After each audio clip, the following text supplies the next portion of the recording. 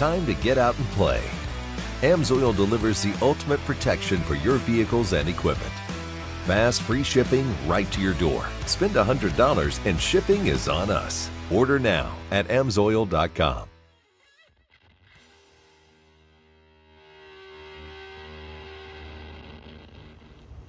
Alright guys, I'm over at Keith's shop. His trike and the Road King over here. So we were on a ride and the back tire started going low and it just started eating through that back tire. It was going to need replaced at some point in time. We probably had a couple more thousand miles maybe. But it got a screw in it, with what we found out, and messed up the tube and everything. And it was like riding on the rim coming back, and then it got rough. So they got a new tire there, new tube. And then as it's sitting over here, it's like deja vu. This one starts doing the exact same thing the tank on the extended bagger started doing. And this fitting here started leaking. You can see the gas getting dripping off of it there. So, gotta figure that out first. It was dripping and running down. So, take a look at that. All right, so that was indeed the problem. Fixed just one of the O-rings on this, was the main one. And then now we're ripping this tire off. First thing we had to do was pull the clip off, so which is on there.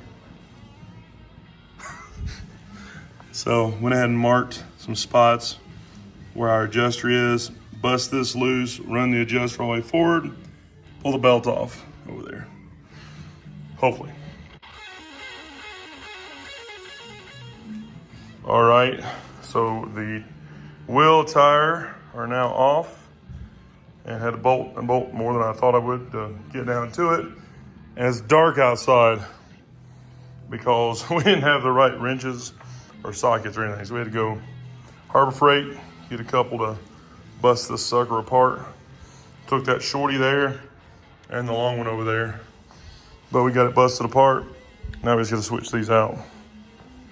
So another hurdle. A lot of boring math later. All right, the tire's on, and that was miserable. Messed up 2 different tubes, and one was leaking installed and not leaking when it wasn't installed, and I think we did it about 5 times. Now we're ready to throw it on. All right, everything's back on. We did have to drop this exhaust originally to pull the axle out, but this time we went ahead and Keith made me lower it all the way. It was 2 inches. Now it's 3 inches, so you can get the axle a little bit easier. But the bag bar is in the way a little bit, but everything's tightened back down. Gotta get the bags back on, and then we can drop it all the way down if we can get the jack out. All right, guys, still raining, nasty, so haven't had a chance to clean the blue off the tire yet. But I'm glad it's back together. Tire's back on, it's rolling. Haven't noticed anything with the fuel leak. It's chopper in here. I did get the registration done on the chopper, which is good. So it's got a tag on it now. All that's good to go.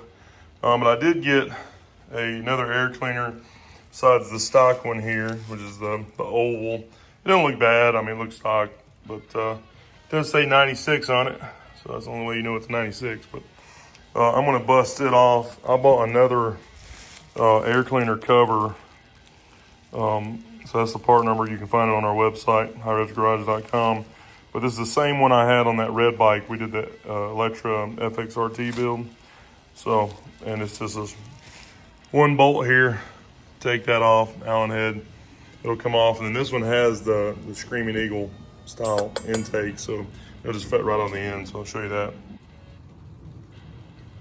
So that's it. I think that looks a lot better. A little nice round air cleaner. I think it looks a little more classic with just a small round air cleaner on there instead of one big oval one. You'd have to change the bolts out with these. You have to use a different bolt. I've got a few of these Allen heads around, so I did that instead of the original one. It's just like a millimeter too short than using the original one, but that looks pretty good.